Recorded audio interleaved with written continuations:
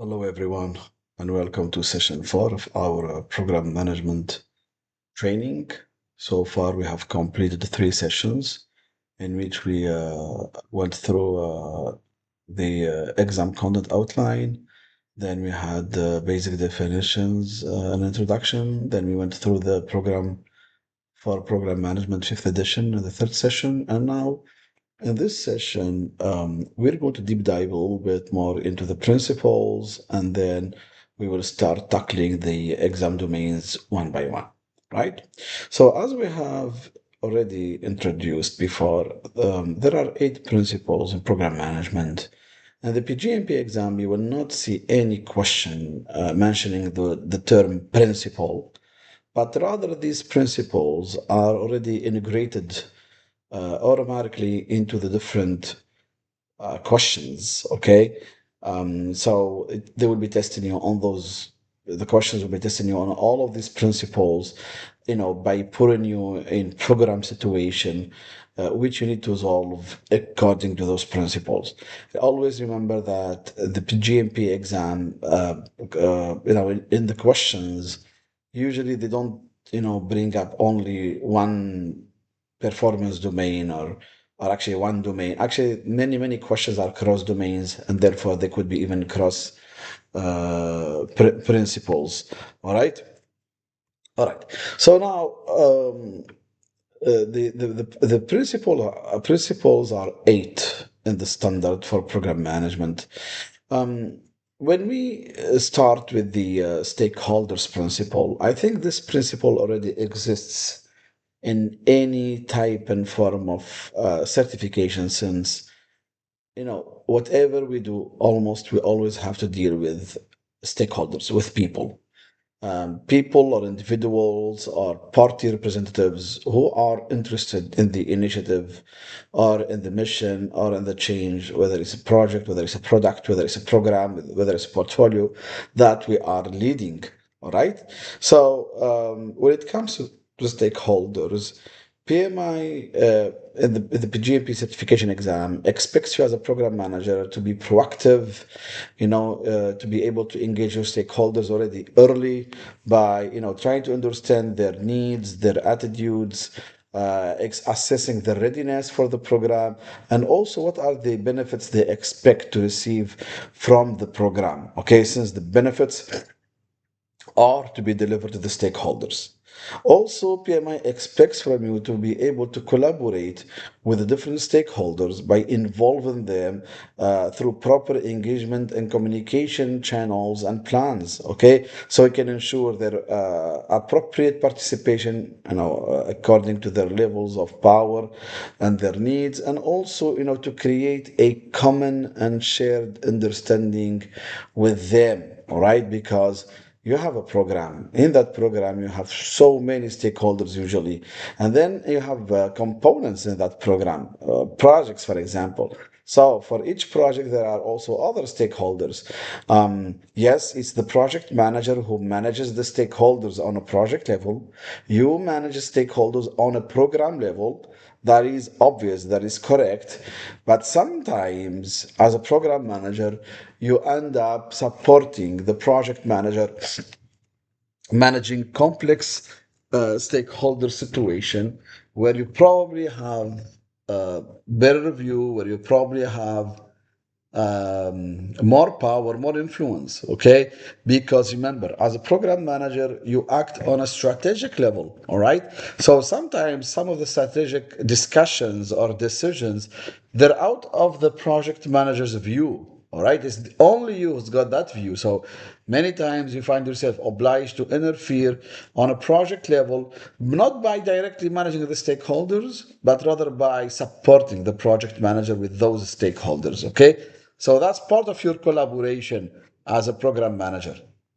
And then you need to track your stakeholders' influence, their relationship with the program, have feedback from them, continue the engagement, and always check if your stakeholders are changing their attitudes across the program life cycle. Because as we have seen in projects, stakeholders can easily change attitudes.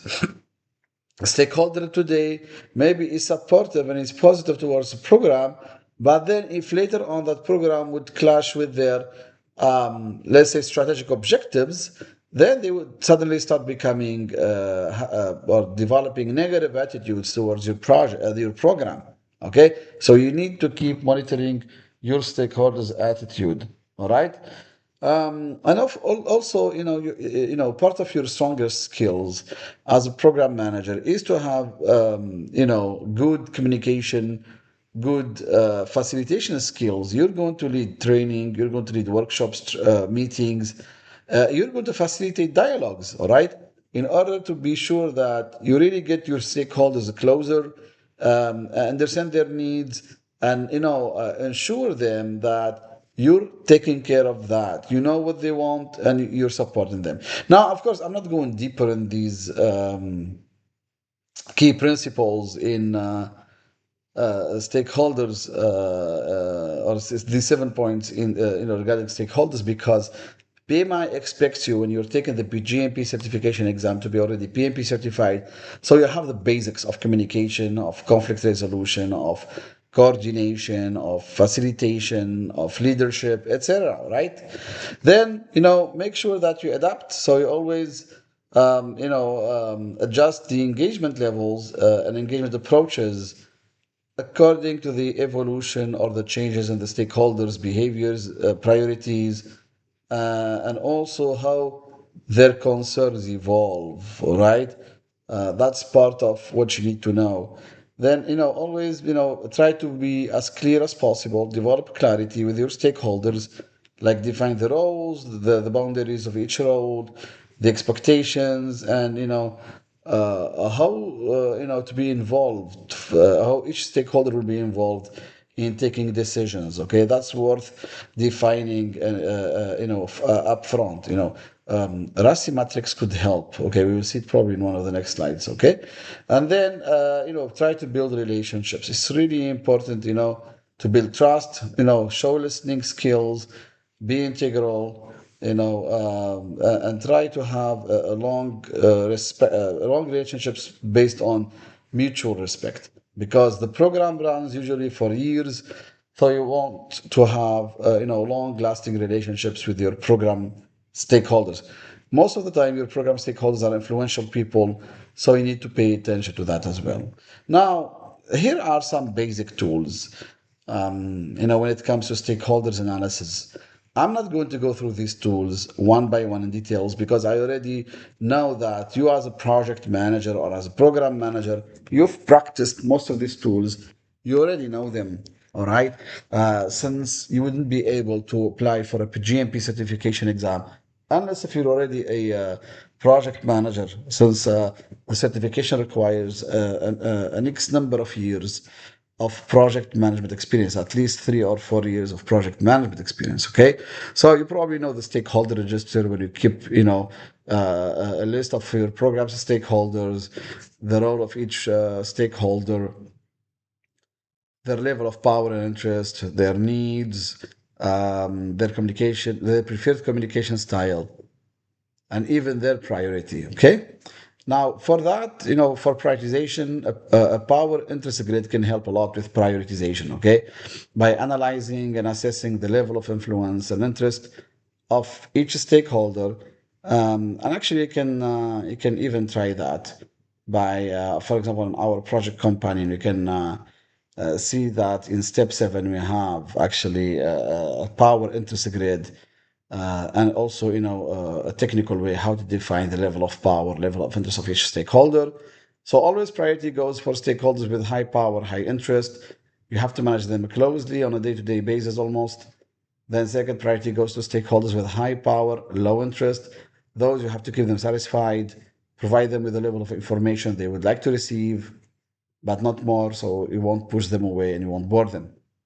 In third place come the stakeholders with high interest but low power. Those are really your best mates. Okay, those are the people who support you the most in the program. They're so interested in it. They can even act as an early warning system for you in case they see any approaching threats. Okay, they can even provide some technical support. Okay. And then you have the stakeholders with low interest, low power. They have to be on the list. They're not enjoying that. So those stakeholders, you just monitor them, okay, in case they would change the quadrant, and provide them with minimum basic information so you won't bore them. All right. Then you can have other types of tools and techniques for analyzing your program stakeholders, like the influence impact matrix, like this alliance model, okay, where it relies on level of power, legitimacy, and urgency. Um, Ramsey, the Ramsey matrix or can be very helpful, with the stakeholders, so everyone would understand where they're responsible, where they're accountable, where they're to be, to be, for their opinion to be taken care of or to be heard, and then where they will be just informed. All right. So Rasi Matrix is not just for the project team members, but also we apply it with project and program stakeholders. All right. Then you can always assess the level of your stakeholders engagement by using the stakeholder engagement assessment matrix. So for each stakeholder, what is the desired engagement level, and then you can assess their current engagement level and see if they're really engaged, accordingly, less or more, and then you know what to do. Right?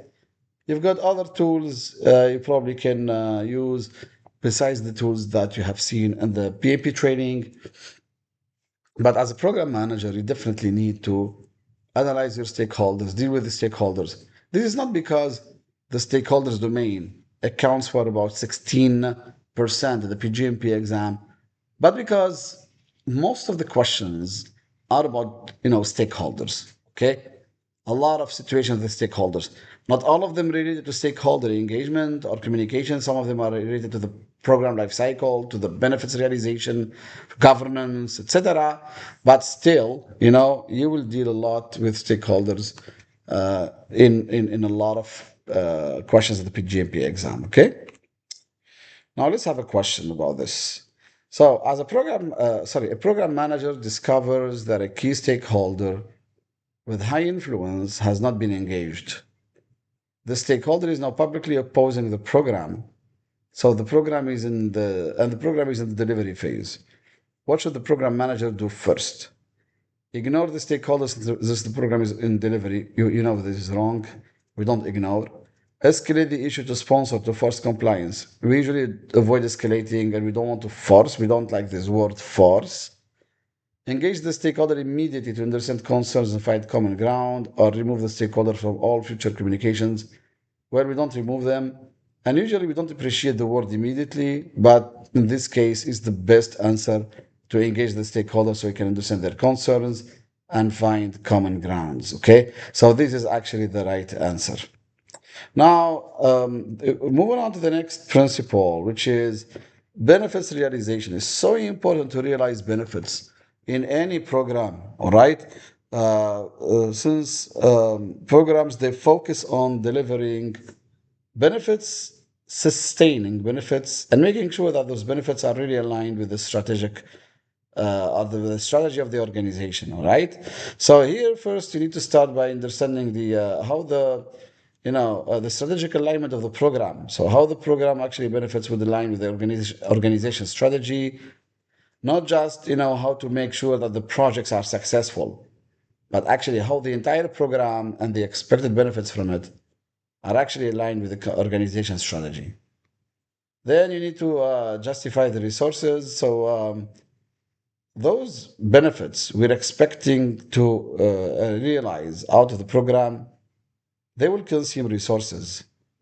So here you need to be able to justify the invested amount of resources, whether it's financial resources, team, or team of teams, as we will see later in the next slides, or even like some equipments and materials. So how to justify those investments compared to the expected benefits to be realized from the program. All right. So here you need to, do that. That also, has been our rule in the new PMP exam to justify the invested amount of resources compared to the original investment or ongoing investment.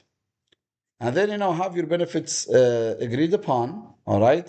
So all the benefits should be agreed upon by the stakeholders and the beneficiaries, those who have requested the benefits. So they have to agree, by approving them officially that yes, these are the benefits we expect, and we approve, these investments, so we can, receive such benefits. You will always have a risk to pay attention to. So you need to understand the impact of any risk on your benefits plan. All right. So you have to balance risks and the uncertainties so you can support the benefits realization. All right. Now, in case some benefits or some parts of the program are too risky, raise that to the awareness of your program stakeholders, assess that risk, and then take the right decisions, not by yourself, but by coordinating with the relevant stakeholders, whether on a program steering committee level or any other governance body or any other sort of boards. Okay. Then have the ensure that there is proper governance in place to support your benefits realization. Okay, since governance is responsible for providing the direction, how to take decisions, and also the adequate resources to ensure the success in realizing the benefits. Now, sometimes in a program or even on a project, the governance is a blocker. Actually, it doesn't allow you to achieve benefits or the maximum amount of benefits because, for example, imagine a governance forbids you from exploring new opportunities with a partner beyond the contract, beyond the signed contract. Now, sometimes that would sound logical because it protects the uh, the sake of the project or the program. All right. But sometimes, if there are so obvious benefits we can make, but the governance forbids us from discussing anything beyond the contract, then that could be a missed opportunity, and therefore governance here could be revised, for example. But anyway, this is why we have to mention this example to explain to you what governance support means. And then you need to have your transition plan. How you're going to transition those benefits or those outputs generally to operations and support to support the ongoing sustainment and benefits tracking. Okay, we discussed this already. We mentioned it before. Whatever benefits we're making from the program, we need to sustain that, transition that first, and then sustain that not, in order not to lose them, because some benefits are really long term. We won't see them, right after, or right upon delivery. Okay. All right. Let's have a question on this. A program has delivered all its planned outputs. Now, when we say outputs, we mean outputs from the components, from the projects. So all the projects are closed. However, the expected benefits have not been realized because the operations team have not integrated the new capabilities. So who's responsible for this? The operations team, because benefit sustainment is operational. The program manager, because transition work is part of the program scope. The project managers, because they deliver the output, or the sponsor because they provide the funding. Now, definitely isn't going to be the sponsor. Definitely is not going to be the operations team. And definitely is not going to be the project managers because once the project managers have delivered the outputs, for them, that's over. They can have the projects officially closed, and just with a couple of other administrative tasks. Okay. But then it's the program manager. The program manager needs to ensure that whatever outputs have been delivered, they have to be integrated at operations level if that applies. Okay. So it's the program manager because transition work is actually part of a program scope, and therefore they're responsible actually, all right, to make sure that the expected benefits are to be realized even after the components have delivered all the outputs. Now, on to synergy as another principle. Now, the synergy is about the whole, all right? So how to integrate all different parts because the whole is greater than the sum of its parts. So working together on a component level, we expect the components to deliver more value than they could individually. All right. So here we're talking about integrating.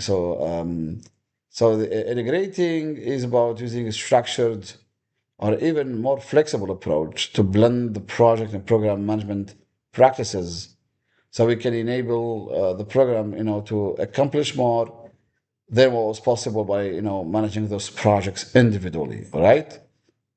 You also have to optimize the changes on the component level. All right.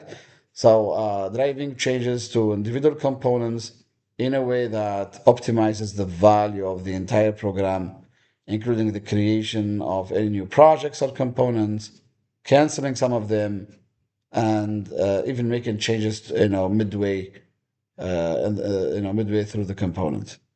Then make sure that right conditions exist, okay, to ensure proper culture in place for the different program components.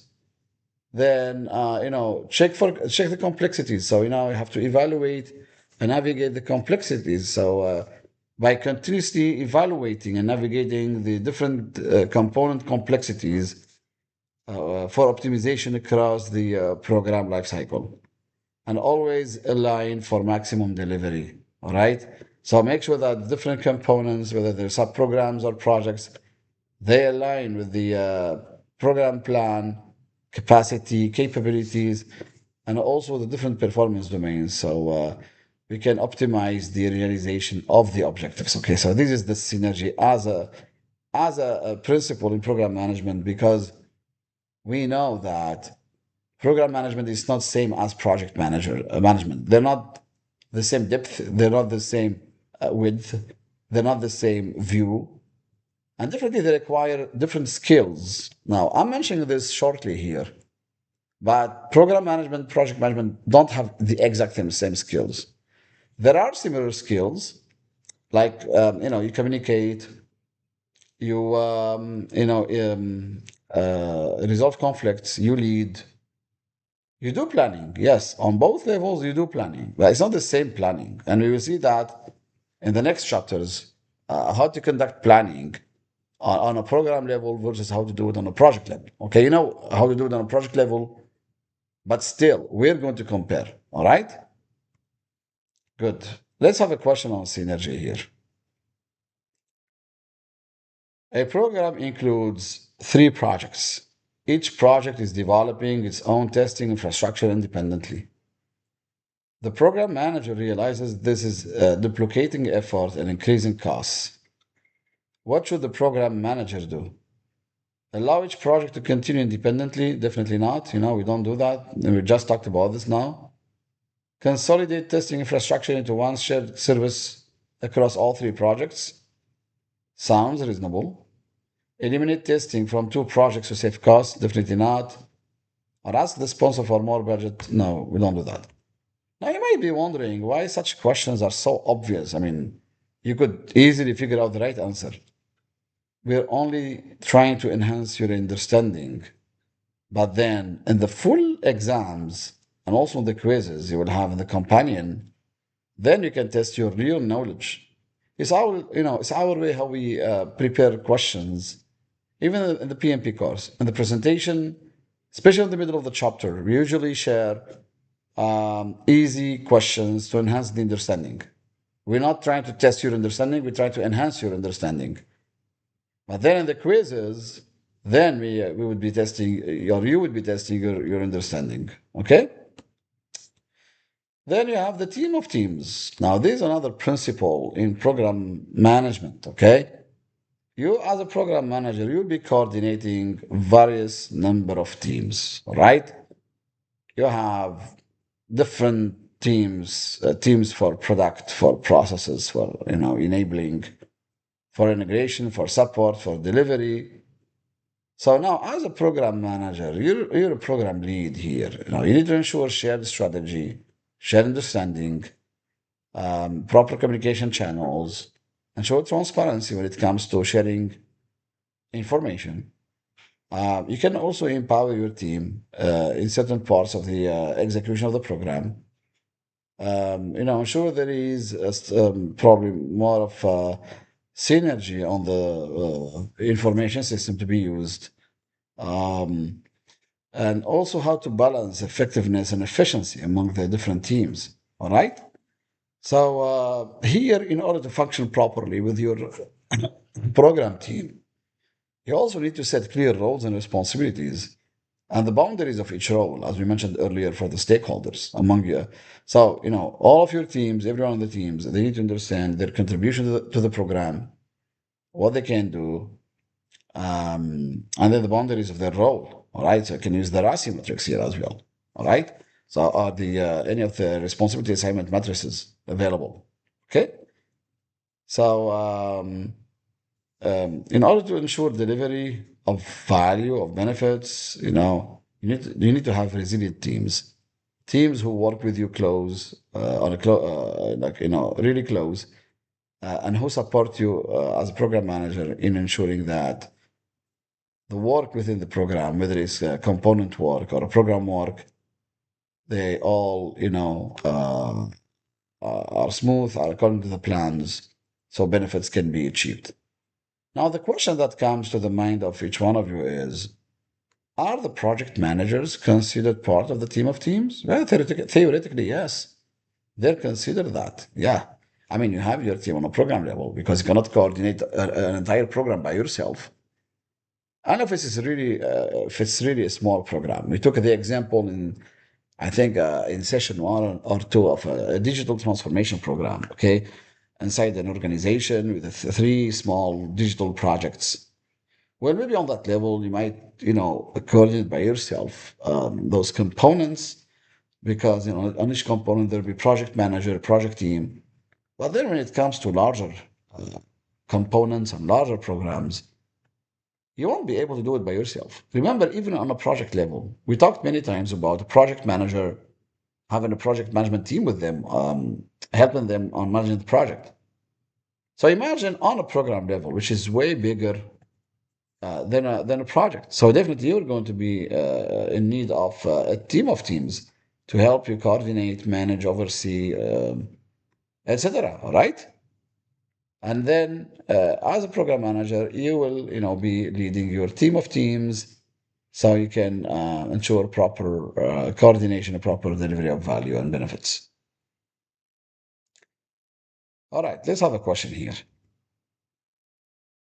A global program has teams in 6 countries. Each team reports to its local functional manager. Communication is slow, and teams work in silos. You see? So here we have teams in 6 countries.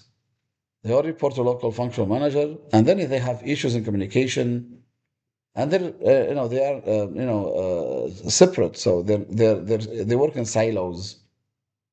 There is a lack of coordination, synchronization between them, and this is what's causing the program to be falling behind schedule. So here was the best thing to do for the program manager: remove all functional managers and have all teams report directly to the program manager. You cannot do that. Implement a team of teams structure with vertical and horizontal communication needs. Horizontal means among them, coordination among them. Vertical, that's for seeking support and for reporting, or even for escalation. Okay. Assign a local coordinator in each country. No, no, that's not correct. Reduce the number of teams. No, that's not correct. You don't do that. Okay. So you need to have your team of teams structure as part of your team leadership management, and even sometimes part of the governance. Okay. Then change also is a principle, part of the 8 principles of program management. Now, that's one of the toughest topics, not as a principle, but actually as a practice within the program. As usual, in any mission, in any initiative we lead, there are always changes. Even if you request a small product, a very simple one from a product team or product development team. You will always have changes that come to your mind that you want to request them or want to have them in your product. So imagine now the frequency and the level of change on a program level. This is why it's good to have a structured change approach on a program level. So the program management team, the program and all the subsequent components can, respond effectively to internal and external factors that might affect the program's ability to deliver the benefits. Okay? And then you need to have a culture of adoption. All right? So adapting to changes requires the right conditions and the right mindset across the program in order to be able to adapt to those changes and take them into consideration. Okay? This is how you can achieve success. All right? Because having successful change management process and attitude. This depends on the adoption and assimilation, also on motivation and engagement. So, you can be able to successfully, enable those changes or embrace them. Then you always have to also be able to locate the source of the change, since a change can come from internal influences or even external sources. All right. Always be results oriented. So the change should be results oriented, and always evaluate the change, and their impact on the strategic goals and expected benefits. I remember the PgMP exam, there were many, many questions about change, and always the right answer was leaning towards the evaluation of the impact of the change on the program's strategic objectives. Okay? Always keep on mind the program strategic objectives, benefits to be realized. Remember, programs don't deliver output, they deliver benefits. So any change should be evaluated based on the impact on the realization of the benefits. That's what matters the most to the program team in general. All right? Now, can you avoid change? No, you cannot avoid change.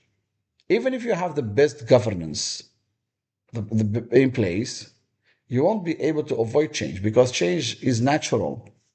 There can be change in priorities, among the components. Now, maybe we have project A as priority one and project B as priority three. But then some shifts in the market oblige the program team, whether on a steering committee level, on a sponsor level, or on any other levels, to change their priorities because they want to respond to that market change. Because they originally thought that Project A is the priority because of the current competition in the market. But then the major competitor was out of the market.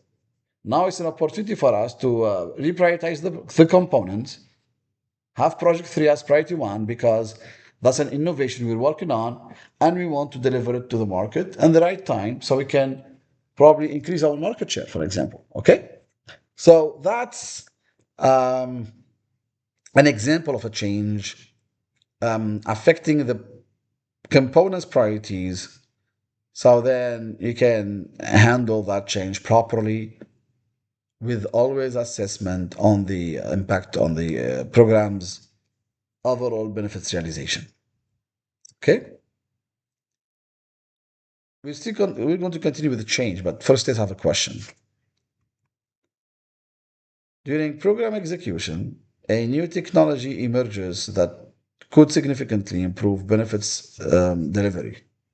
Adopting it would require changing three existing components and adding a new product. So this is an example of a change. What should the program manager do first? Ignore the new technology to avoid disruption? No.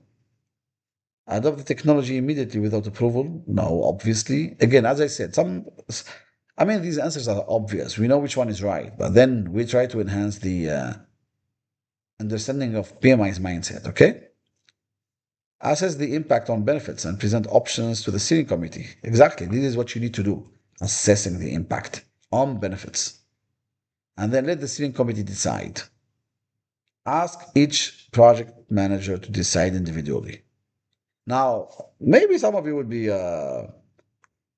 questioning, are changes supposed to be handled by the change control board? You go with what is mentioned in the question. If it mentioned change control board, you go with that. If it mentioned only the governance body or the steering committee, you go with that. Okay? So, yes, we saw already in, I think it was in session three, if I'm not mistaken, the change control board. Yes, you can have a change control board in the program. Okay? They're the ones to, decide on changes. But if you don't have a change control board, you go with the steering committee. Okay?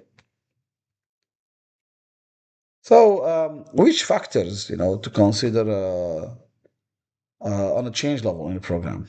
Okay, so the change goes through four basic stages. I think we all know them. Define the need for the change. Okay, by assessing the readiness for the change and defining the change approach, like which process to apply on the change. Then analyze the change. So consider different conditions, adoption factors, urgency, etc. All right. Then use a structured approach to respond to the different changes. Okay. Always keep evaluating the change against the strategic goals and expected benefits, and always ensure that the program artifacts are updated to reflect the change. Okay. And confirm transition and completion of change actions. This is basically so similar to the change management process we saw in a project. They function the exact same way. It's just the only difference when it comes to change in a program compared to change in a project is that on a program level, we always have to assess the impact on benefits realization. Not like on a project where we assess the change mainly on the constraints or on the baselines, like the scope, the schedule, the cost baselines and constraints. But also, we do that for a program. We assess the impact of the change, but mostly on the benefits realization. Because when it comes to change on a project level, that's managed on a project level. We care about changes on a program level. Like, for example, we mentioned already a couple of examples, okay? Like changing priorities. Maybe, a change would lead to, canceling a component and starting another one. Yeah, always think on a program level. Always have that view of a program manager. All right. You also need to show leadership. There is another principle in program management. Remember, you're taking leadership courses here, whether it's a PMP course, whether it's a PgMP course, whether it's a PMO course. These courses are about leading. You won't be able to succeed on a program level if you're not a leader. Okay? And here leadership is the same that is applied on projects as we saw in the PMP course. So being a leader on a program level means you're a strategist. You know how to build a program strategy and link it to the organization strategy. You have a vision. You have really good oversight. You can be clear with goals. Okay. Yeah, you can build trust actually. You're able to empower your team because, especially on a program level, where you have so many components, you need to have an empowered team that understand their boundaries, so they can support you in the success on the program. Okay, you have to have really strong coordination skills as well.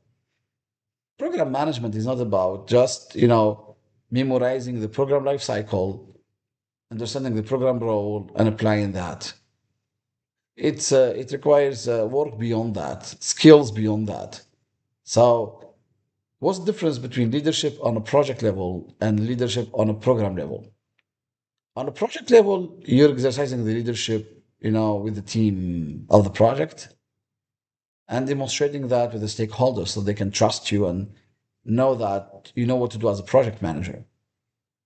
But on a program level, leadership, it requires more skills, such as having skills to be able to build a strategy, to understand the mission and a vision, and also to have a deeper vision and a higher vision at the same time, like wider vision than on a project level.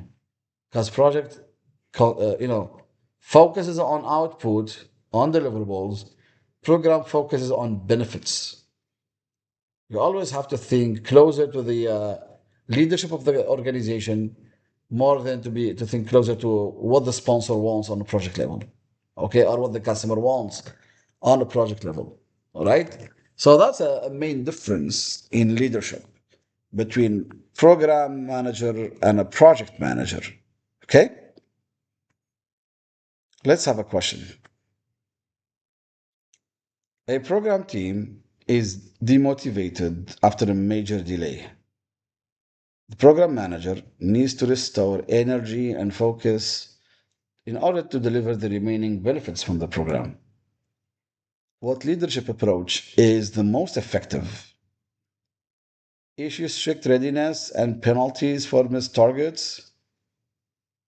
Replace the underperforming team members. We don't do that. It's the same mindset, even in program management. This is what we call the PMI's general mindset. No firing, no replacing. All right. And also no penalties. PMI is against sanctioning. Answer C, share a compelling vision, listen to concerns, and unite the team around benefits. Well, it's so obvious that this is the right answer. And again, the purpose of these questions is to enhance your understanding, not to test your understanding yet. We will do that in one of the last sessions of this program, where we'll be taking 60 tough questions or questions similar to the PgMP certification exam. Escalate the delay to the sponsor. You don't escalate to the sponsor. You avoid that definitely. Okay? So this is what you need to do as a program manager. It's very similar to the mindset we have on project management. Same as for change, risk also is a principle. You probably noticed that when you read PMBOK 7 or PMBOK 8, that actually risk is a principle. All right? The program cannot avoid risks. So part of your program governance, you need to ensure there is proper risk threshold set, which is aligned with the organization's risk appetite. Now, is the company's risk averse? You take care of that, or you reflect that in your program management plan. But if your organization, has got a higher or a bigger risk appetite, so the thresholds will be probably higher, and therefore more risks can be tolerated, and therefore you need to reflect that in your risk management plan. So as usual, you will go through the risk management process, similar to what we saw in a project. But remember, the analysis of each risk will be on a program level, not only on a component level. Okay. So basically, the same logical steps: identify the risk, analyze the risk, prioritize the risks. Okay. Check, the practical use of any benchmarking when it comes to risks. All right, check if there are any component dependencies in the program, and also then address the risks related to business feasibility throughout the program continuously. Okay? Risk management in the PGMP certification exam, it will be present in a few questions where, whenever there is a risk on a component level, you also need to understand the impact of that risk on the program level. That's one thing you need to do. Okay? But then if there is a risk on an entire program level, you also need to understand the impact of that risk on the components and on the realization of benefits. Okay? Always keep these two on your mind, and then you should be able to answer the questions related to risks properly. Probably when we will be taking 60 questions, similar to the ones uh, you will see in the PgMP certification exam, you would be able to understand more about what kind of questions you can have on risks in the PgMP exam. Okay? All right, let's have a simple question as usual. A program has identified a risk that could delay benefits by 6 months. See, now the risk might have an impact on benefits. That's what matters the most. The organization has a high risk appetite, so they accept risk, they don't mind, and wants to pursue an opportunity that could increase benefits by 30%. Opportunity is a positive risk, you know that. What should the program manager do here? Avoid both the risk and the opportunity to stay safe? Don't think so. Pursue only the opportunity and ignore the threat? Also, I don't think so. Present both the risk and opportunity to the steering committee with the balanced recommendation? Sounds logical. Sounds good. Delay all decisions until more information is available. Now you have an identified risk that could delay your benefits by 6 months. That's not minor. That's major. You won't be delaying any decisions. Okay? Now, if you would be asking me, now if I had to choose to act only upon the threat or upon the opportunity, which one would you prioritize? The threat that could delay the benefits by 6 months or the opportunity that could increase the benefits by 30%? 30% is a huge, really huge. Of course, we would prioritize the threat, dealing with the threat first. Okay? Because we already have established the benefits to be realized. We have identified them. Anything threatening that should be prioritized. The opportunity is something extra we did not account for, we did not plan for. Even if we did not discover the opportunity, we would not regret that because, anyway, we have already defined the level of benefits we want to achieve from the program. And this is why prioritizing the threat is more important than dealing with the opportunity. That's in case I had to choose between one of them. All right. And finally, governance as a principle. Right. You know that governance on a program level, it ensures transparency. So it ensures enablement related to access to different program information, be able to maintain traceability, accountability, and fairness across all program levels, as well as protecting any sensitive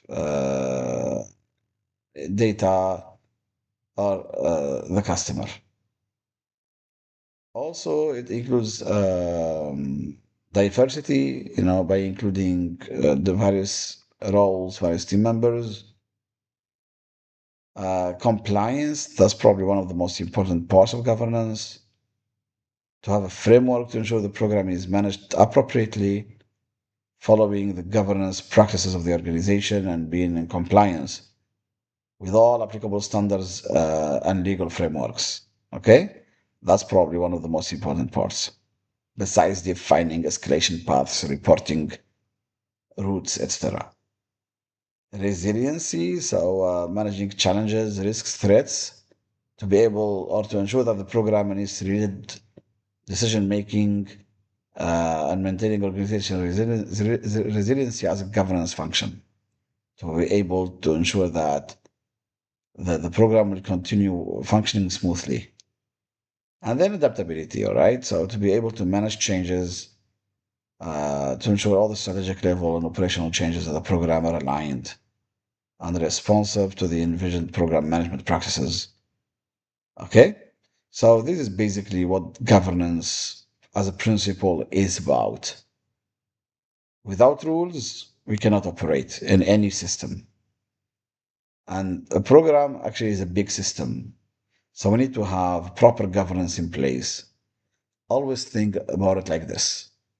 Governance in any system is ensure that we follow the rules, whether it's regulations, whether it's laws, and have internal operating rules, how we're going to function in this compound, in this system, whether it's a program or a project or any other types of systems. Okay, so that's why we need to have governance.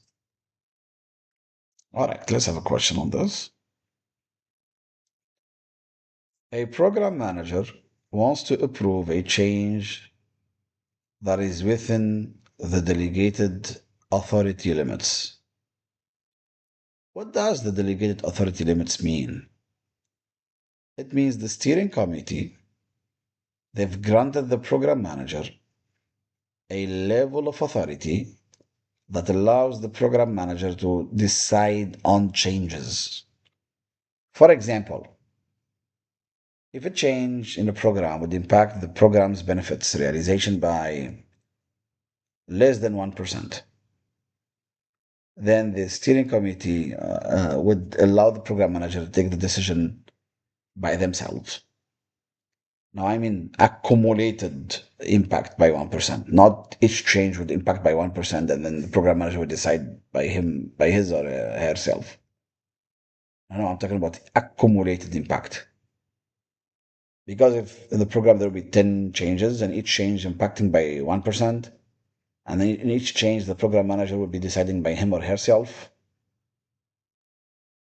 then at the end the program manager would have decided at about 10% by him or herself. So the accumulated sum of those changes is big. So this is why we're talking about the accumulated sum, total sum of the changes. However, the change will impact the program roadmap. So what should the program manager do? Approve the change without further consultation. Obviously, don't think so. Escalate to the steering committee because the roadmap is impacted. Ignore the change request. Nope. Ask the sponsor to decide. Nope. Okay. So here, the governance says that the governance should be right size for the needs of the program. So if the change is within the program manager's delegated authority limits, they can approve it by themselves. Okay? So here, since the change is within the delegated authority limits, even if it will impact the program roadmap, it's still within the authority of the program manager, so they can approve without further consultation. Now, some of you would say, no, the steering committee should be involved. Now, here, not every roadmap impact requires steering committee approval. So, only in case the change exceeds the delegated authority. All right. So, escalating is not necessarily the right answer here. So, therefore, you can, as a program manager, if the change is within the delegated authority limits, even if there will be an impact on the program roadmap, you can approve it without further consultation. Okay? All right. I think this was it for chapter 2. We've had a look on these principles. I mean, if you think this question is confusing, wait until the last sessions of this program. You can see how questions are really elaborated in the PgMP exam. Now, let's touch on the one of the exam domains, which is the strategic alignment.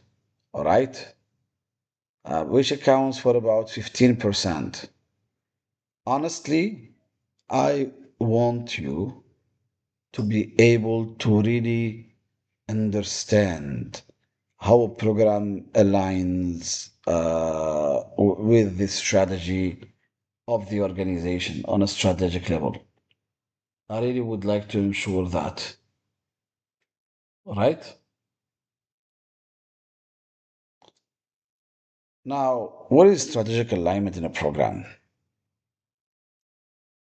Usually, the organization strategy, it sets the direction and the priorities for the different initiatives it will launch, whether it's products, portfolios, programs, etc. This, will ensure growth for the organization to expand to new markets, to try to increase revenue, and even their share of the market. Of course, whatever initiatives the organization launches, they need to focus on customer value to deliver the expected value, exceptional experiences, and build customer loyalty. Now, part of the strategies is to be efficient, to optimize operations, to reduce costs, and increase productivity. All right. This is why companies undertake programs and projects. Okay. And sometimes the organization's strategy also, it's, about fostering innovation, like developing new solutions, building future capabilities of the organization to be able to compete. Okay. So, as a program manager, you would be acting here as a strategic integrator, all right? By translating the organization strategy into these coordinated components and benefits, all right? So, here you are gonna have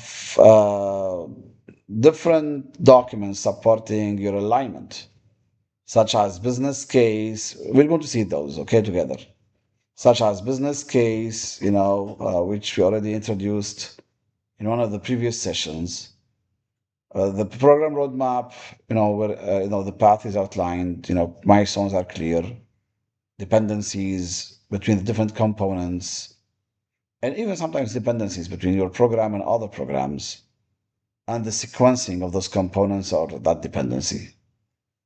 Benefits management plan, all right, in order to define, track, and realize the benefits. Governance, so your program, in order to be strategically aligned, the governance of the program itself should ensure that the program is aligned. Actually, there should be checkpoints in the program, where in each time through those check gates we check for the steering committee of the program checks whether the program is still aligned with the organization's strategy. Sorry. Okay. Strategic alignment also is about ensuring the stakeholder alignment. Okay. So this requires proper engagement of stakeholders, aligning expectations and commitment. Also prioritization. All right. As we mentioned here, the benefits prioritization, but also the components. Prioritizations are the plans, prioritization. And then, strong coordination among components in order to, make sure that we know how to create components or identify components, create components, and then coordinate, the different interdependencies between them. So we can optimize the coordination among components. All right. So this is well, the one of the most important domains in the exam. And let me give you a small tip here. You need to remember the domains by name, but don't separate them from each other. Don't expect to have questions at the PGP exam this question touching on life cycle, this question touching on governance, this question touching on strategic alignment, this question touching on stakeholders. I mean, you can have cross domains questions definitely in the PGMP exam. One question, touching on life cycle and also on governance, or life cycle and stakeholders, or life cycle and strategic alignment, for example. Okay? You're definitely going to have that a lot. All right?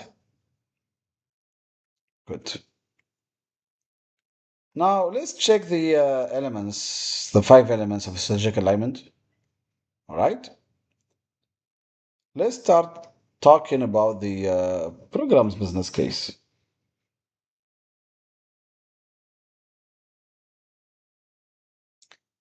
So, the business case, as we saw, is the primary justification for the program investment and the basis for approval to deliver benefits aligned with the organizational strategy.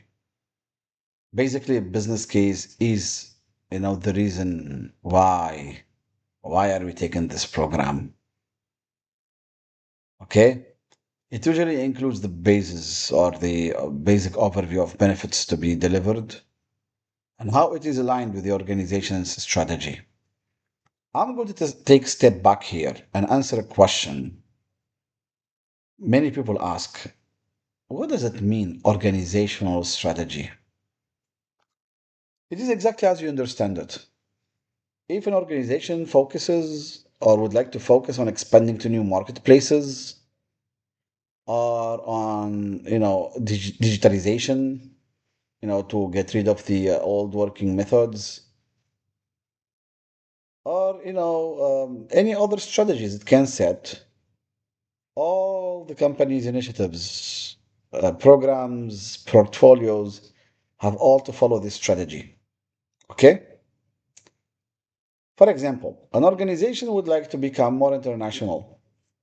So they decide to, launch more international programs addressed to everyone, starting with the language in which they offer the program, like, English language. Now, if that's a strategy to follow, then the company will not be launching projects to continue offering the various products in the local language, because offering them in local language that does not necessarily contribute to international exposure, for example. Okay? So, a business case for a program should be strong, should be really compelling in order to justify the investment. All right? And it's gonna be serving as always a reference document. You will see in the PGMP exam how many questions refer back to the business case. Something did not really go well in the program lifecycle or in the program plan. Now, what to do? You're gonna see that a lot. We have questions about that. Okay? So the business case explains why the program should exist and also what kind of value is expected to be delivered out of the program and why the or how to justify the funding. The business case itself should justify and prove or demonstrate actually how this program's initiative is aligned with the strategy. So it will connect the program to the organizational strategy, the strategic objectives, and also how this program will contribute to the long-term value or long-term objectives. Now, the business case in the program is similar to the one in a project, it's just on a bigger level. Bigger, I don't mean more data, even though it can have more content, but it should basically align or demonstrate the expected benefits, a cost benefit analysis, okay, list the major risks, of course, assumptions, same as in any work, constraints of the program, what are the different options and alternatives, and the expected outcomes, okay, of a program. And then the business case will go through approval. It will be reviewed by the steering committee or the sponsor, or any governance body, only upon business case delivery, only upon business case approval, can a steering committee approve, can a program start? Only upon the business case approval can a program start. Okay? So the business case should support the investment decisions, prioritizations, and it should be maintained. It should be kept up to date by the sponsor throughout the program lifecycle.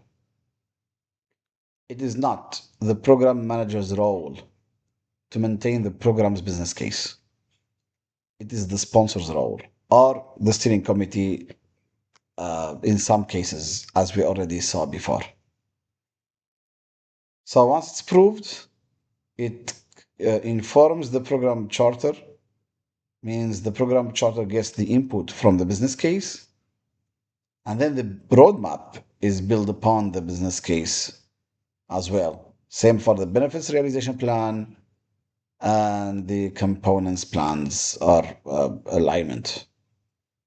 Okay? So the program's business case is so important. Remember, the investment in the program is much bigger than the investment in the project. So if in a PMI's mindset, we cannot start any project without a business case, so imagine on a program level. Actually, the business case on a program level plays much bigger importance since the charter, the roadmap, the plans, they're all going to be based on that business case. Okay? That's why it must be kept up to date because there will be changes in the life cycle of the program and therefore updates to the plan will be, will be going on accordingly. All right? Good.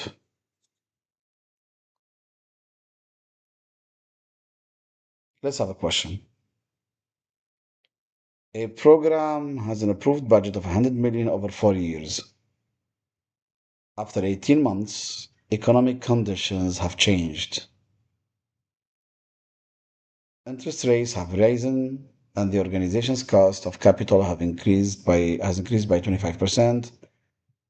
The program is on schedule and within budget. All right? Now, what should the program manager do?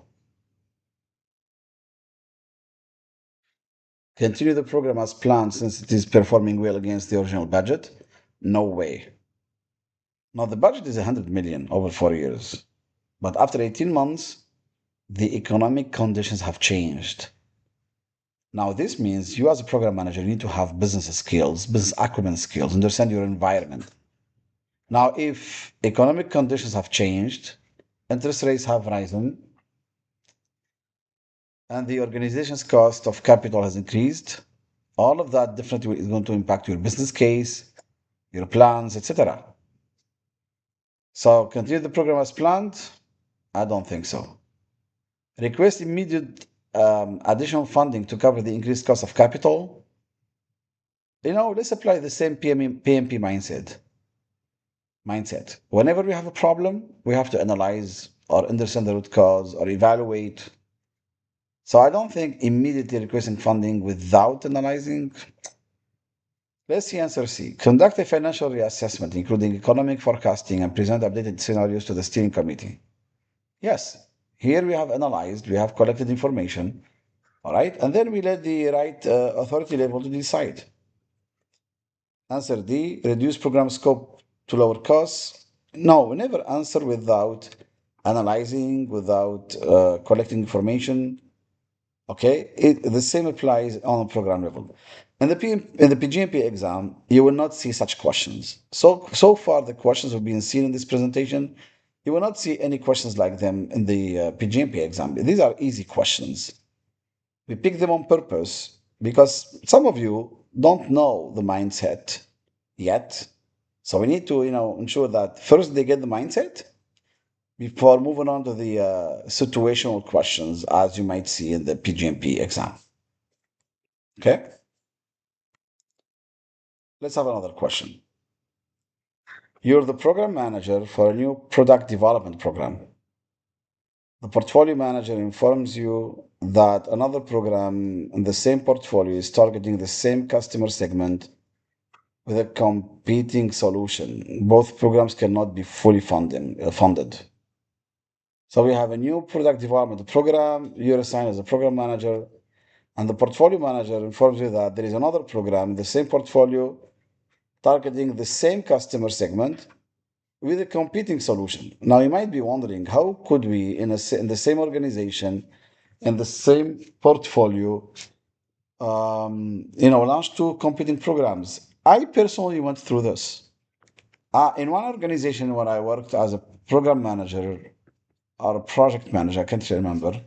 Actually, that organization was launching two competing solutions. Why? Because each one is serving or having the same idea, yes, but not exactly serving for the same purpose. Like, for example, now I have, or my teams are working on two different platforms, the companion and job review. Both platforms offer CV creation feature. Not the exact same way, because companion focuses on CVs for project managers and program managers, whereas job review is for creating CVs on for all the industries, okay, for different profiles. But there are similarities, but also they're competing on which one offers better solution for CV creation. So this is just a small example of that. All right. So what should you do first as a program manager, since you're assigned as a program manager? Request additional funding from the sponsor to support both programs. Ignore the other program and continue with your plan. Collaborate with the portfolio manager to evaluate both programs against strategic objectives and recommend which to prioritize. Or ask the other program manager to cancel their program. Well, obviously, neither of the A, B, D are correct. You know that's going to be C, but then some of you would be wondering, why would I collaborate with the portfolio manager to evaluate the programs and recommend which one to prioritize? You're not the one going to decide. You can recommend. Here, you can make a recommendation. Okay? It's not because you want your program to be prioritized, but you're going to analyze, check, strategically which one you think should be prioritized, and you have to prove that with, evidence. But then the final decision will be with the portfolio manager. All right? Then, besides the business case, you as a program manager, you will need to build the program charter. Okay? So, same as with the project charter, the program charter, it is the official authorization of the program. It appoints the program manager. It defines the high level scope and purpose and links the program to its strategic objectives. The program charter is based on the business case, on the approved business case. So only once the business case is approved, then the program can officially be launched, okay, in the program definition phase. And right there, the program in the program formulation, as we will see, the formulation subphase. In that, a program charter can be drafted. Okay, yeah. You as a program manager, you need to ensure that there is a program charter in place. Whether you draft it by yourself or you help the sponsor draft it, at the end, it's got to be there. Only when the program is approved, we can proceed in the program. Same mindset as in a project. So the program charter, It assigns and authorizes the program manager, so it gives it the power to use the company's resources. Okay. It also assigns the sponsorship or confirms actually sponsorship and authority levels. All right. The program charter is another document that ensures or enhances the strategic alignment. Okay. It is directly derived from the business case. It also explains the rationale and also how the program is aligned with the organization strategy. You might have noticed there are two terms we keep repeating: strategic alignment, benefits realization. Strategic alignment, benefits realization. Yes, that's what a lot of questions in the PgMP certification ask you, and that's because what we are launching programs for. Okay, to be strategically aligned and to deliver the expected benefits.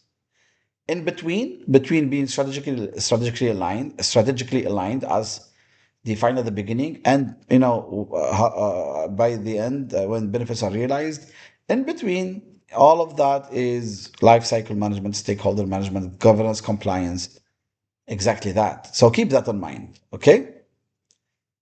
The charter also states the expected strategic value to be realized at the end or in the middle or even after. It explains the high level program scope on a high level. Okay. Details of the scope, they will later on be defined in the program plan. It also explains the program's purpose and vision and the key objectives and intended benefits. Of course, same as in the project charter, the program charter will enlist the assumptions, the major assumptions and constraints. What are the assumptions the program is based on? What are the major constraints? Whether it's scope constraints, budget constraints, schedule constraints, or any of the other competing constraints, okay? The program charter also lists the initial major risks which have been identified, as well as any potential opportunities. And also, it includes a high level planning. It's more on a milestone level planning or benefits milestone planning, etc. The charter also will state a little bit, of governance and stakeholders. So, key stakeholders consideration, approvals and authorizations, okay, and also what are the decision paths to be followed in the program. And then also the program charter will include high level information on the estimated budget, and also the needs for the resources. What are the resource types we need for the program based on the initial assessment, the initial identification of the program, okay? Detailed resource needs will be then defined in the program plan. High level component or project configuration as well. So defining on high level what will be the program components, how many projects, components, etc. And also it might include brief explanation on how the implementation will be. The program charter is not exactly one pager as in the project, because it's a program, it's a little bit bigger. It's bigger, not a little bit, it's bigger. So I think the charter for the program also is it couldn't, probably all of this couldn't fit into one page, okay, as in a project. Okay, let's have a question. So, as a program manager, you're developing the program charter. The sponsor wants to include only the program name, high level cost, and end date. You believe the charter should also include strategic objectives, key benefits, and initial risks. What should you do? Accept the sponsor's direction and maintain a positive leadership. Develop two charters, one simple for the sponsor and one detailed for yourself. Explain to the sponsor that the charter must link the program to strategic objectives and include benefits and risks per the standard, or omit the missing elements and add them later in the program management plan. Of course, you have to explain to the sponsor, okay, that the charter must link to the strategic objectives and include benefits and risks per the standard. Not accept the to have only name, high level cost, and end date, or decide to add them later. No, the program charter should not be long, but not short. It should include enough information. Let's have another question here. You're the program manager for a large implementation program. In the PgMP exam, there will be many questions putting you in large programs, strategic programs, important programs. So please be ready for that. Always think if you want to pass easily the PgMP exam, imagine yourself working in a huge company, like, for example, Microsoft. Okay, like you're working in a huge company like Apple. And in that company, there are large programs with many projects inside them, many components. Those programs have budgets of hundreds of millions or billions.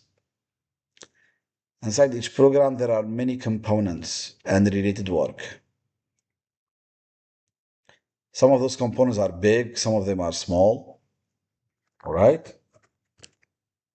Always put yourself in such a position so you'll be able to always to imagine it that way and be able to understand the context of the question. So that's why here it says a large system implementation program.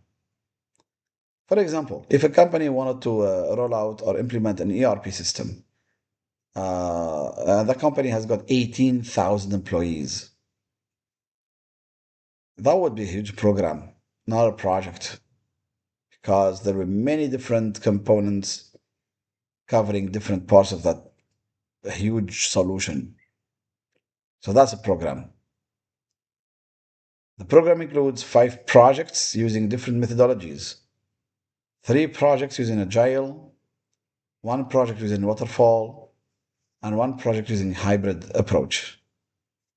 A key stakeholder demands that all projects use the same methodology to simplify reporting. What should you do first? Force all projects to use the same methodology as requested? Definitely not.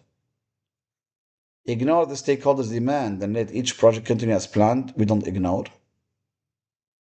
Analyze the requirements of each project and explain how different methodologies serve different needs while maintaining program integration, or escalate the issue to the sponsor to resolve.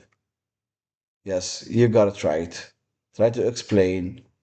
Well, the purpose of this question is to explain to you that in a program, projects are not supposed to have the same methodology, to follow the same methodology. The project manager will always pick the methodology that fits with their needs.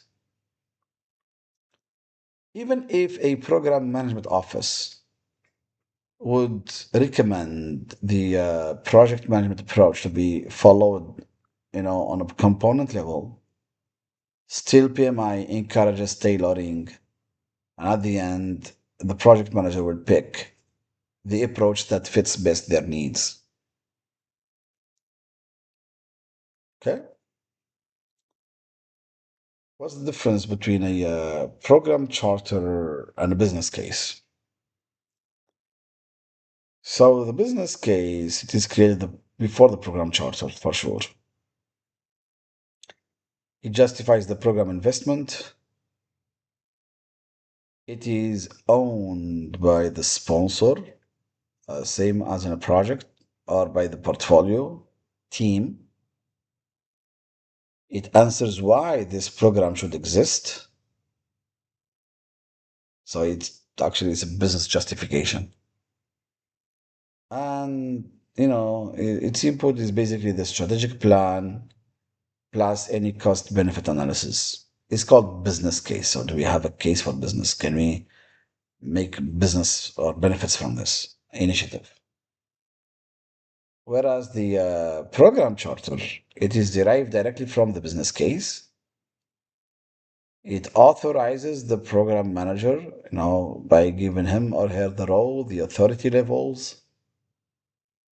The program charter is signed by the steering committee, the program steering committee, and it answers the following question: what will this program do? What is it supposed to deliver? So it's basically based on a business case content and stakeholder input. Okay, since the stakeholders' input will contribute greatly to the project charter elaboration. So if you want to understand better on the exam, always, you have your strategic plan, or okay, from the organization, the business case, then the project chart, the program charter, then the program management plan. Always follow this order. And there is also the program roadmap, okay, which comes right before the plan. There are also a few questions in the exam about the program roadmap.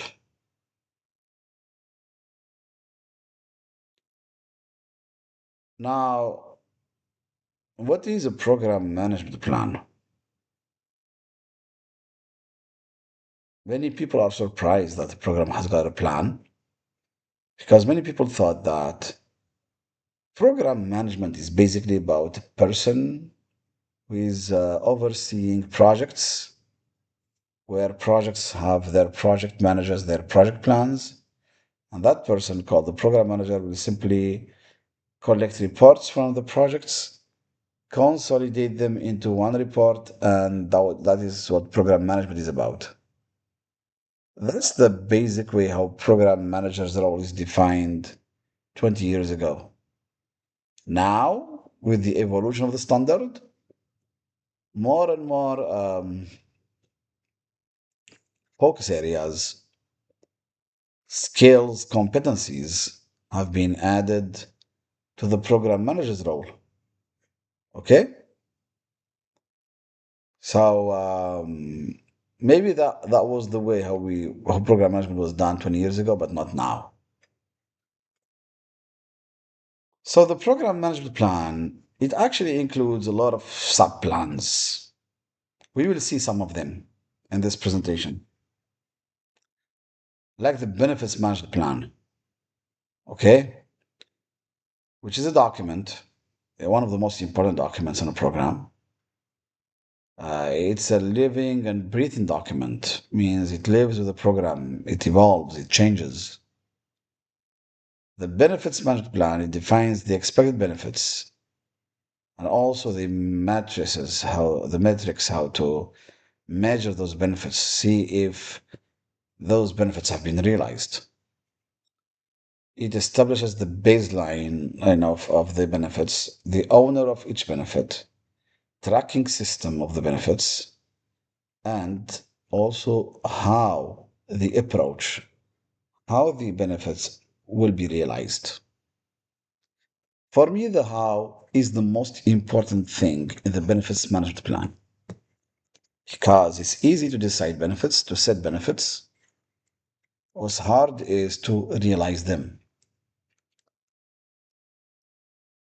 So when the benefits management plan sets even the how, the realization approach, that should give confidence, okay? And that should contribute to the plan. The benefits management plan also links the benefits to the strategic objectives.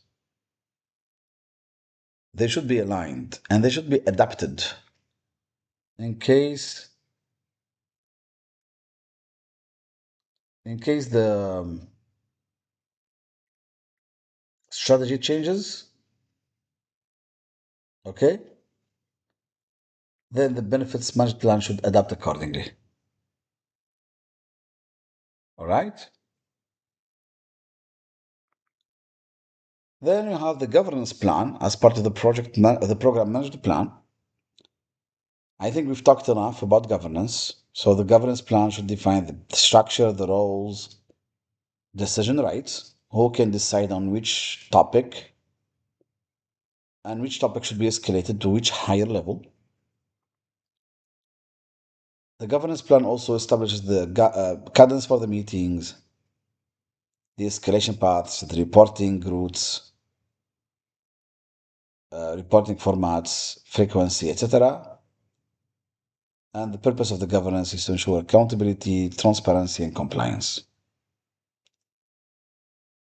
Then you have the also the stakeholder engagement plan as part of the program management plan. All right. I think we've covered this already in the principle of stakeholders. So the stakeholder engagement plan, it helps identify the stakeholders, their needs and expectations, defines the engagement strategies, methods, and frequency, and ensures ongoing communication and feedback. Then also it includes the program management plan includes the risk management plan. All right, so the risk management plan helps define categories of risks, risk appetite, and threshold. Threshold means the maximum or actually the minimum score to have on a risk in order to act upon it. All right. It describes, how to identify risks, analyze them, prepare responses, implement responses, and monitor the risks. And the risk management plan, as part of the program management plan, it establishes, risk owners and also reporting cadence on risks. The program management plan includes also the program roadmap. Now, the program roadmap is a high-level timeline of program components and dependencies. Now, this is so important. Okay?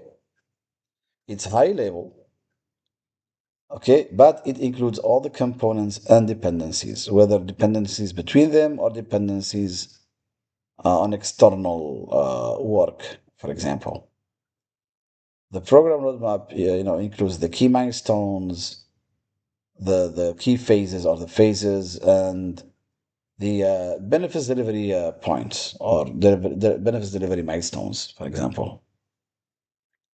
So this program roadmap, part of the program management plan, it provides visibility of progress and also in case of a critical path on a program level. Okay. So basically, when I work as a program manager, I always, as explained in one of the previous sessions, take the components plans, try to merge them into one major program plan, not so detailed on a task level, but rather either on a work package level or on a milestone level at minimum. And then I would be adding to that milestone plan of like that consolidated milestone plan from all the components. I would add also the program's milestones for, when benefits should be realized. Because I have to link the program roadmap with the benefits management plan. All right, they should be synchronized and linked. Also, the program management plan includes a communications plan. Okay, the communications plan is similar to the project communication plan. What to communicate, when to communicate, how to communicate, frequency of meetings, who should be informed of what, how information to be shared, how the reporting is going to be created, how messages will be tailored, which stakeholders group will receive which information and on which frequency. And also the communications plan on a program level should support transparency and also should enhance engagement throughout the program. Okay? The program management plan itself, so it integrates all the plans work into one program plan. The program management plan itself should be aligned, okay, with the business case and also the organization strategy. It should be able to, or it should provide measurable metrics, clear metrics, and also milestones in order to be able to track performance. Because the program manager will report on program performance as well. All right. The program management plan also should provide or should be should be monitored through continuous tracking, reporting, and reviews. Can the program management plan have changes? Absolutely. We talked about that. It's a principle. Change is a principle. It happens everywhere. Okay? So that happens through effective change control and issue management. Now, let's look a little bit about some of the components, okay, of the program management plan.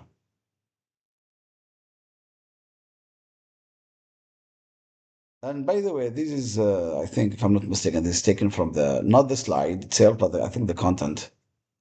It's taken from the standard for program management. So the program management plan should integrate the information used to guide the program execution and control and benefits delivery. See, what we're seeing here, everything we've been seeing so far, you need to understand it fundamentally before putting it in practice in the chapter about the program lifecycle. In the program lifecycle, you would be able to link everything we've seen. Okay? So the program management plan should show strategic alignment to link the strategic goals with the program components. In other words, the program manager should ensure that all the components are aligned with the strategy as well. Because each component's output will deliver or will contribute to the realization of the benefits. It should show also it should include the information on executive ownership, who are responsible for the benefits realization. Now, key milestones, that's the most important part. These are the events or points for making decisions and delivering benefits. Usually in a program management plan, there is a review after each milestone or after each phase, mostly after each milestone. The program management plan should include a list of components. We mentioned before, these are the sub-programs, the projects, operational work, etc., and how they're related, between how they're related and the dependencies between them as well. Then it will include the program management plan will include component information like the project name, the planned period start and end, and what are the targeted outcomes, as well as the dependencies. And then when benefits are supposed to be realized, when exactly, and then how benefits will be transitioned and sustained. Okay? These are the basic components of a program management plan. Of course, it can include other components such as impacts of risks, technology, etc., in case that would be relevant. Here's an example of a benefits management plan. Okay, so we here have the strategic objective. What is the expected benefit? Who's the owner of the benefit? How to measure the benefit? Okay, the baseline, a minimum, like the baseline, what to be achieved, when is it supposed to be achieved, and how it will be realized. This is exactly aligned what we have seen so far. So, for example, one of the strategic objectives of this program is to enhance the customer experience. all right, overall customer experience in the company, in the organization. So here, for example, to describe this benefit as to improve the customer satisfaction through faster, more reliable, and personalized services. Who's the owner of this benefit? Is the head of the CX, the customer experience. They want this. So this benefit has been added to the program. How to measure it is through the customer satisfaction score, the CSAT. What's the baseline? Well, we need to achieve minimum 72% of customer satisfaction. Sorry, that's the baseline. But the target is 90%. We want to achieve 90% of this benefit by December 2026, for example. So how is this benefit going to be realized? So here it describes a component, for example, or a sub-program. So we're launching a new digital platform and streamlined service processes to deliver seamless customer journeys. Okay? So this is how it will be realized. Another strategic objective is to increase operational efficiency. I think this exists in most programs. So the benefit here is about reducing process cycle time and manual effort across core operations. Who wants this benefit? Who wants it and who owns it? The chief operations officer. Now, the key metric for measuring is the total or average process cycle time in days. Current baseline is 10 days, and we want to take it down to 5 days. Current, same as here. Current is 72% customer satisfaction. Target is to take it up to 90%. How this benefit will be realized? By automating the process, integrating the system, reducing manual operations and delays. Now, another strategic objective is to reduce costs, like almost everywhere. Benefit description is to lower the operating costs through automation, standardization, and also vendor optimization. Now, the CFO wants this, the Chief Financial Officer.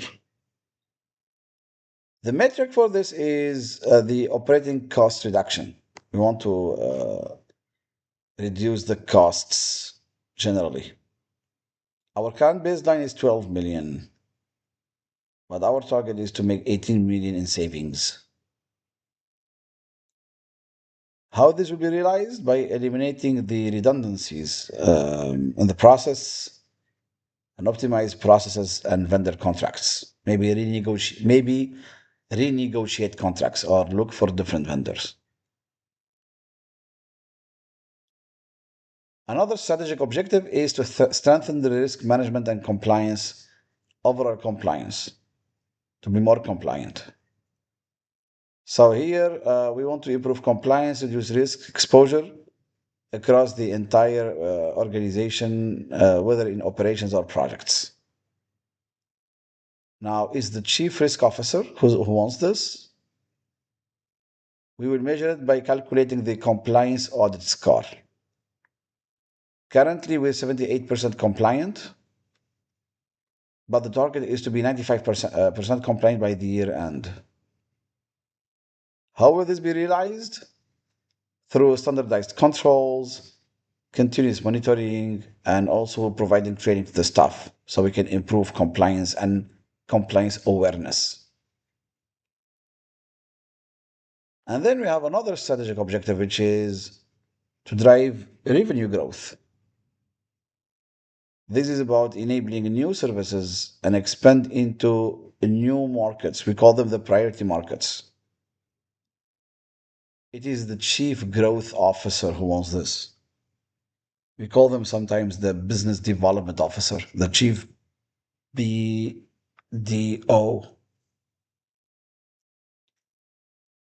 We're going to measure this by calculating the new revenue generated in millions.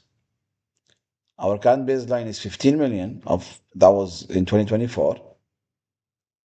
But by year end, we want to achieve 30 million of growth of our new market value. This will be realized through launching new offerings and scale into high potential market segments.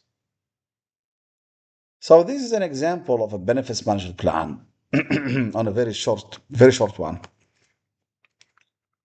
Of course, in your program, your benefits management plan will be, you know, enhanced with more information, with more elaboration. Okay? But take this as a starting point, just for you to imagine what a benefits management plan is. Also, here we wanted to provide you with with an example of a governance plan. So here first you start by defining a governance structure. You know the three major roles. Yeah, we know we have seen so far in this training: the program sponsor, the program steering committee, and the program manager, including the program team or team of teams. Now, when it comes to governance structure, the sponsor is the one who sets the strategic direction and objectives of the program. He or she they own the program business case. So that's why they're the ones to approve the business case. Also, any major changes and also any funding change or any funding overall. And the program actually is the one to secure resources to be used by the program manager and the first escalation point or the highest escalation point, especially if a matter exceeds the power of the program manager. Then we have the program steering committee. They provide oversight and also strategic guidance to the program management team.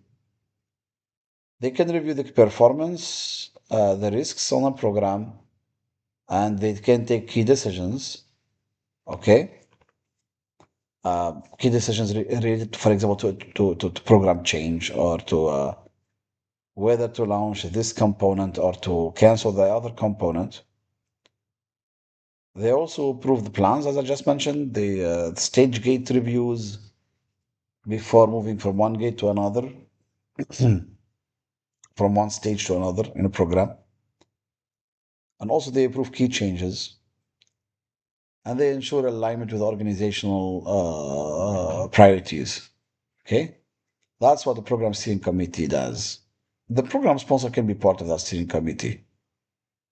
And then you have the program manager, they develop plans, manage day to day execution, they calculate the performance of the program, they manage risks, issues, try to resolve them, they report on progress, they make recommendations, and they can even escalate and implement decisions, certain decisions. A program manager is not like a project manager.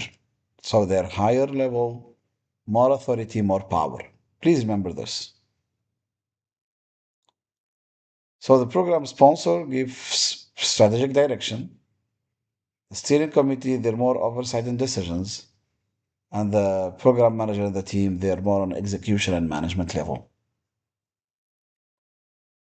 Now for the decision making, which is part of the governance plan, when it comes to strategic decisions, like for example, a change to strategic objectives, change to the scope, or change to the benefits to be achieved, here is the program sponsor or the steering committee who take the decision. Okay? And finally, and the approval authority is with the program sponsor. For any tactical decisions, like decisions on major risks, on budget for reforecast, changes to the budget, new project addition, like creating a new component, the decision usually is on a committee level, the steering committee level, and it's the steering committee who approve. They have the authority to approve. On for operational decisions, like updates to the plans, resource reallocation or shuffling of resources, resolving issues, usually is the program manager who takes the decision and they approve it because these are more on their level, operational level. Remember the question we had earlier, right? When it comes to the administrative part of the program, like, format of the status report, the cadence of the meetings, approvals on certain program documents, not the strategic ones. I'm not talking about business case here or charter. No, actually, the day-to-day operational documents. Usually, this is, elaborated by the program team, and the program manager has got the authority level because this is more on an administrative level. So, this is an example of a governance plan. This, especially when it comes to decision making. And it's not only governance plan, it's not only about the framework for making decisions, but that's an important component of it. Component of it. Okay? Also, the governance, it touches on reporting and information. So, the frequency and types of reports, what kind of dashboards to be used, for real-time view of KPIs, for example. When the benefits realization will be reviewed, okay, like on a quarterly level basis, for example, that's the minimum quarterly, yes, because monthly benefits realization in a program, that's a little difficult since the program spans over years usually. All right. Escalation paths, okay, for what type of issue is escalated to whom and when? What is the threshold for escalation, for example? All right. And then the governance principles. Governance is based on accountability, clear roles, clear responsibilities, clear decision rights, transparency when it comes to communication information, consistency by standardizing the processes and decision criterias, value focus, so decisions prioritize benefits and strategic outcomes, and adaptability, depending on the changes and the complexity. So this was an example of a governance plan. It might help you understand better what governance looks like and what is it about. Then another element of the program management plan is the program roadmap. Okay? So here we have different periods, different components. Component means project or subprogram or operations.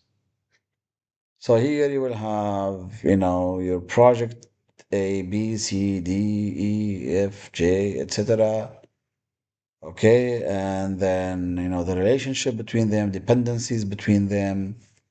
You will have your milestones as well included in this program roadmap if necessary. And then the decision points, when to decide whether to continue or not. For example, let's take an example of a program of a, um, a car manufacturing company would like to launch its new EV AD car, EV electric vehicle, AD autonomous driving car. This is a huge program. It can take 3 to 5 years of this company just for the research part, for the thinking part, for the ideation, the prototyping, etc. So it will have many projects, this program. Let's suppose project one is analyzing feasibility.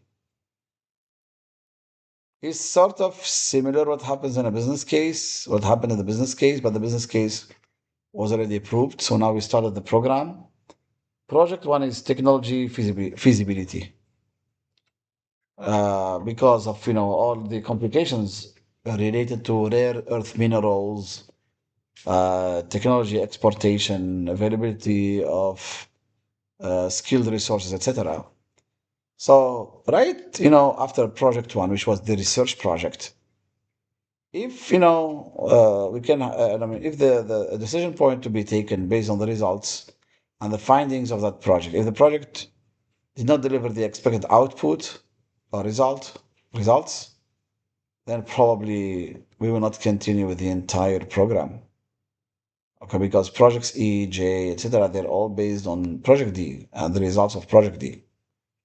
Okay, or for example, if on another program, if the first project is supposed to create a certain tool or certain machine to be able to continue the program, but if that machine or tool was not created and that project has been experiencing delays again and again and again, then probably a decision will be taken not to continue because a lot of money has been spent, a lot of resources have been consumed, but that machine or that tool haven't been created, for example.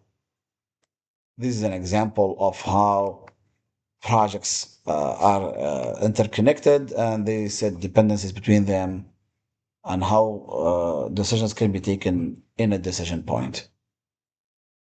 Okay?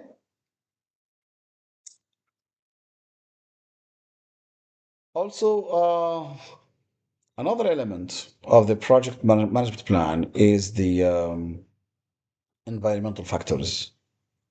The enterprise environmental factors, which you saw in the project management course, these are conditions that are not under the program team's control or influence. Okay? They can influence, they can constrain, or they can direct the program. They're basically from the outside of the organization, sometimes even from within. Okay? For example, if you're talking about external conditions, we can mention the market conditions, the competition in the market, any regulations coming from the government, any legal constraints, any laws, sometimes industry standards, industry norms, best practices. Also, the political climate, some social factors impacting or existing in the environment of the organization that could impact the different programs and projects. The economic forecasts, the trends, all right, that also can be important. Can be important external factors to consider. Um, Environmental sustainability requirements as well, in case that's applicable to a program. Okay. And then there are also some internal factors, such as the organizational culture and structure.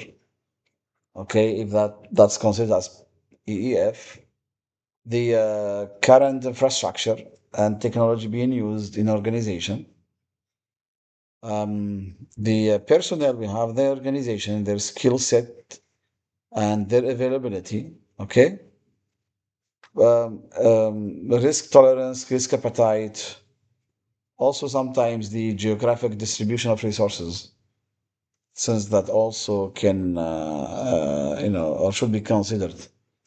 All right. So these are examples. You know this. We saw them in the PMP training. You know them, and they are applied also the same, to programs and portfolios and operations, any other type of work. All right. Let's have a question. You're assessing the feasibility of a new program. The business case shows strong financial returns. However, the legal department informs you that new regulations will take effect in 6 months that may impact one of the program's key deliverables. The program timeline is 3 years. So this is basically what we were saying earlier. So what should you do? Proceed with the program because the financial returns justify the risk. Delay the program until the new regulations are fully clarified. conduct a feasibility analysis that includes regulatory impact and present findings to the steering committee, or ask the legal department for to lobby against the new regulations. For sure, answer these out. You got it right. Is answer C that is the right answer. So here you're conducting a feasibility of a new program. So the business case shows strong financial returns, but the legal department informs you that a new regulation will take effect in 6 months, and it might impact the program's key benefits. All right. So what to do? You have to take that into consideration in your program's plans and setup. Okay. Also, the SWOT analysis is another strategic tool to be used on a program. Okay. During the environmental assessments to validate strategic alignment. Yeah, we've seen before in the PMP training the SWOT analysis. So the S stands for strengths, the W for weaknesses, the T for threats, and the O for opportunities. Strengths and weaknesses, these are internal factors. The strengths are the internal positive factors that would encourage us to undertake the initiative, such as having resources, skilled resources, for example, or capabilities. Weaknesses, these are internal negative factors, such as, for example, we have a resource limitation. Okay. These are external positive factors. We call them the opportunities, such as, for example, there is an increased demand in the market. And the T, these are external negative factors. We call them threats or the negative risks. Okay. Like, for example, there is strong competition or potential regulations that will come into effect. All right. Also, the feasibility analysis, like the technical feasibility, can the program be executed within the available technology and expertise? Financial feasibility, like do the projected benefits justify the investment and costs? And operational feasibility, like can the organization support and sustain the program outcomes? Okay, so these are some other strategic tools to be used, in part of the strategic alignment domain, whether it's in the business case or even throughout the program lifecycle. Okay. And finally, the last element is the program risk management strategy. We've discussed risk management. So, in a program, you start by,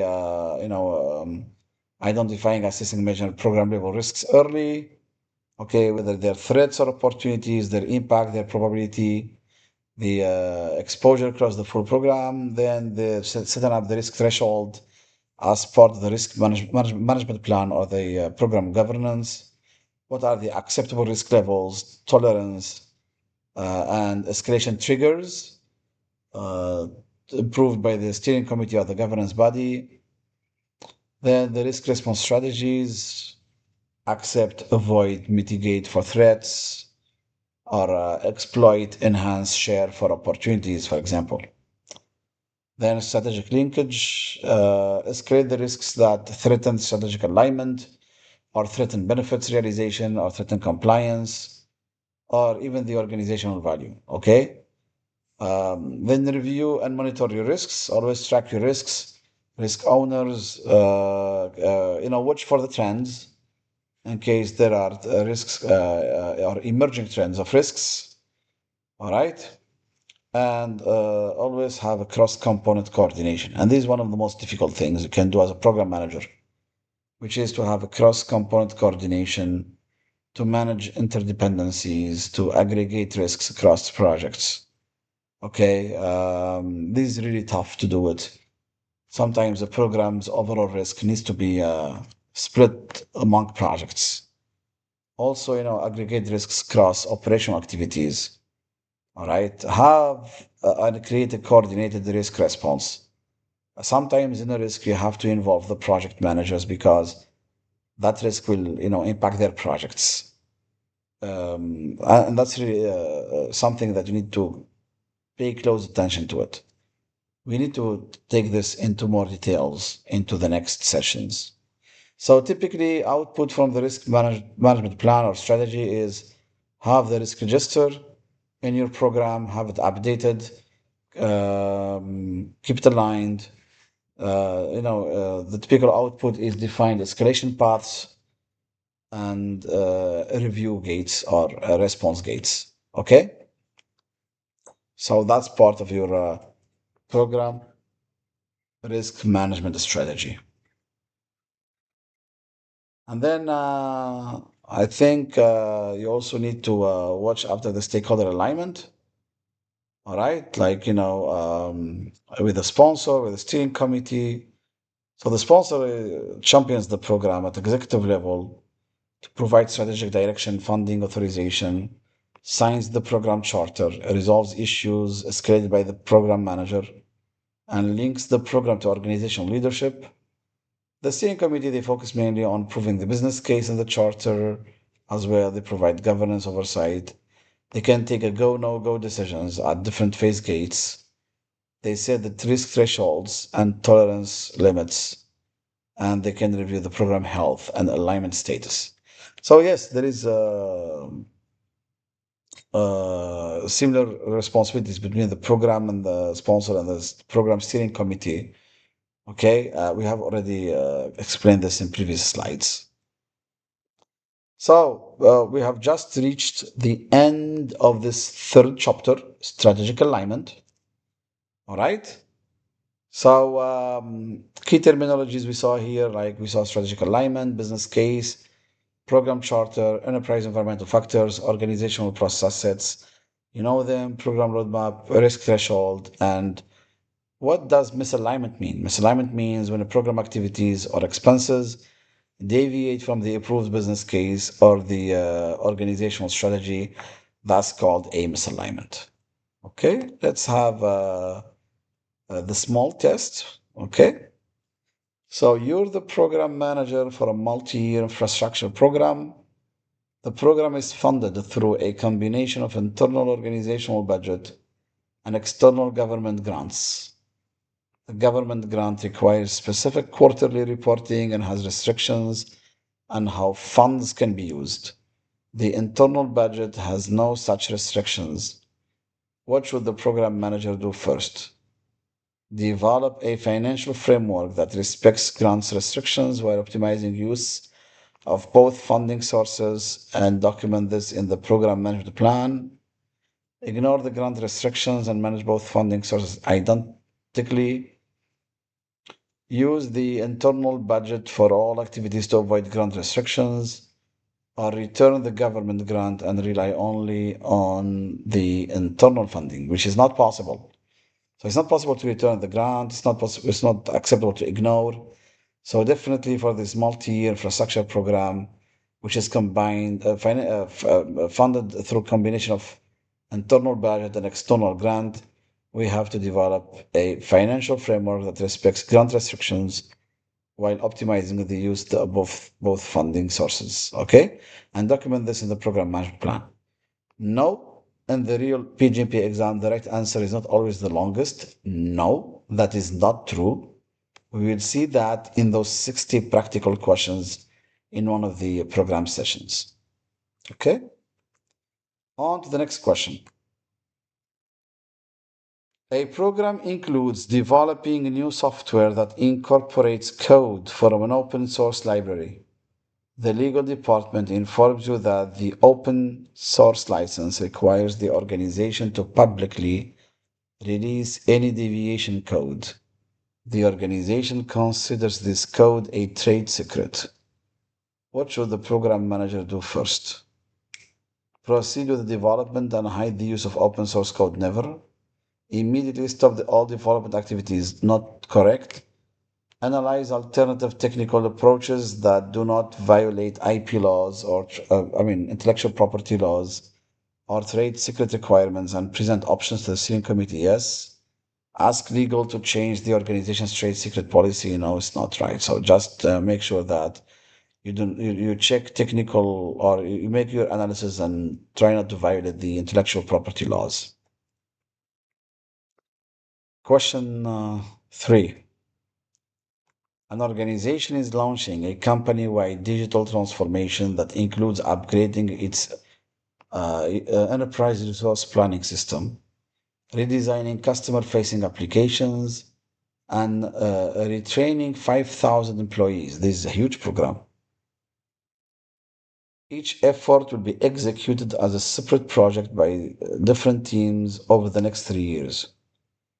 Which of the following best explains why this initiative should be managed as a program rather than as separate individual projects? The initiative involves more than two projects, which automatically qualifies it as a program. No, that's wrong. Programs must be related, so projects must be related so they can be managed under one program, because that will ensure maximization of benefits. Managing it as a program ensures all projects are delivered using the same methodology. Again, not correct. The projects are interdependent and must be coordinated to realize strategic benefits not achievable individually. Exactly that. A program provides a single budget that simplifies financial management across all projects. That's not the reason why. Okay? Question 4. A large environmental program has encountered a significant delay due to unexpected permitting issues. Local media has begun reporting on the delay. Community stakeholders are concerned the program may be cancelled. The program is strategically important and fully funded. What should the program manager do first? So we have environmental program, significant delay, unexpected issues. So local media started reporting on the delay, and the community stakeholders they're concerned the program may be cancelled, and this program is strategically important and fully funded. So what to do first? Refuse to comment to the media until the issue is resolved? Of course not. Develop a proactive public relations and communication plan that addresses the delay, mitigation steps, and continued strategic importance of the program? Yes. Ask the sponsor to fire the project manager responsible for the permits? No. Ignore the media and focus on resolving the permit issue internally? Of course not. Okay? Last question in this chapter. You're evaluating the business case of a 5-year program. Market trend analysis shows that customer preferences are shifting toward a technology that is not currently included in the program scope. Scenario analysis indicates three possible adoption curves for this new technology. Slow, okay, adoption, or within 2 years, or moderate adoption within 1 year, or rapid within 6 months. What should the program manager do first? Ignore the trend analysis since the program scope is already approved? Nope. Since the customers prefer new technology. Assume the moderate option curve and proceed? Nope. We will not go with the moderate one just like that. Incorporate scenario analysis into the program risk management strategy and prepare contingency plans for all three adoption scenarios. Exactly right. Cancel the program immediately because the technology may become obsolete? No. All right, not. All right, so this was it for surgical alignment, chapter number 3. Next session, we will touch on benefits management, chapter 4. And then also in the next session we'll cover, I think, at least 2 or 3 chapters. Okay, because we want to dedicate 2 sessions for the program life cycle and 1 session for the full exam. Thank you for watching. Stay tuned.